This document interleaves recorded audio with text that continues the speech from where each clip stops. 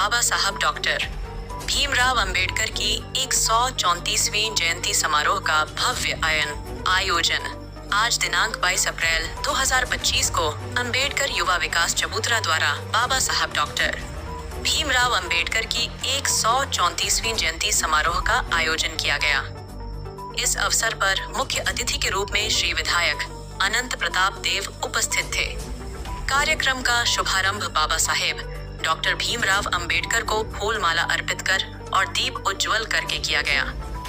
इस अवसर पर उपस्थित लोगों ने बाबा साहब के जीवन और कार्यों पर चर्चा की और उनके आदर्शों और विचारों को अपनाने का संकल्प लिया। कार्यक्रम के मुख्य बिंदु बाबा साहब डॉक्टर भीमराव अंबेडकर की 134वीं जयंती समारोह का आयोजन अंबेडकर युवा विकास चबूतरा द्वारा आयोजन।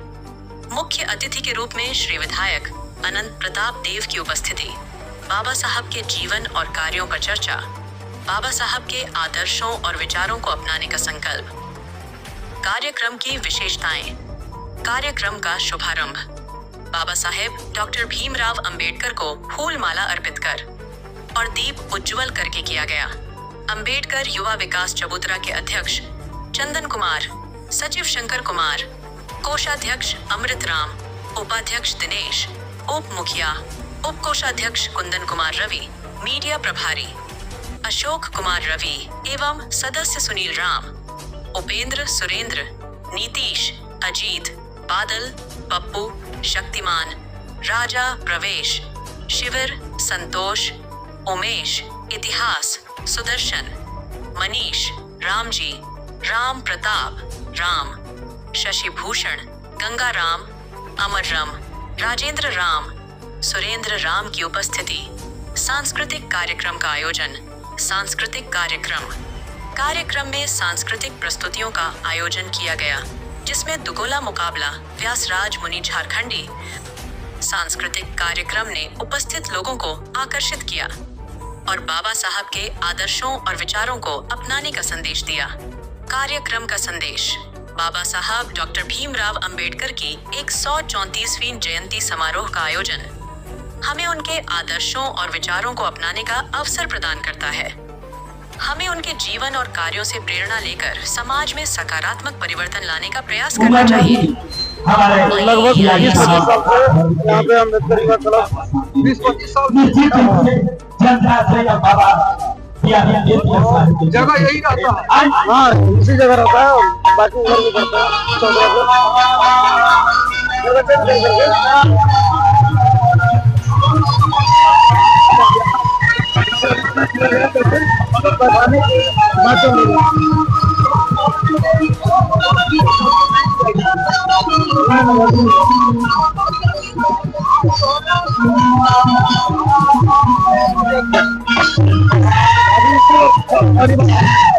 बाकी हमारे पापा कर रहे हैं। चलिए ये देखिए पहली बार बने हैं भी दिखाऊंगा इतना शानदार तरीके से देश लेवल पे जाने वाले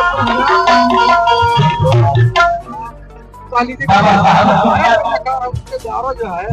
सारी रात आज एक ऐतिहासिक कार्यक्रम किया गया है। तो अपना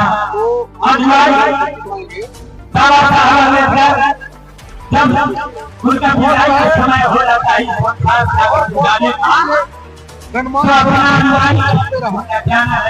यहाँ पे हमारे भौराजपुर विधानसभा के विधायक अनंत प्रताप देव जी यहाँ से और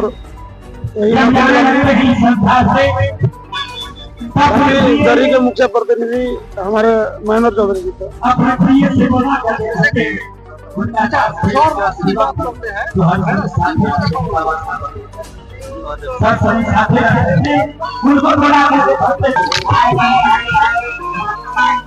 देखिए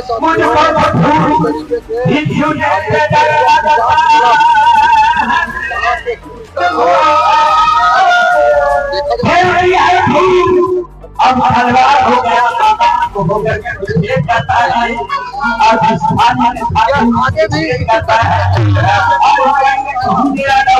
हर साल भांति मनाया जा रहा है, आगे भी इसी तरह मनाया जाएगा।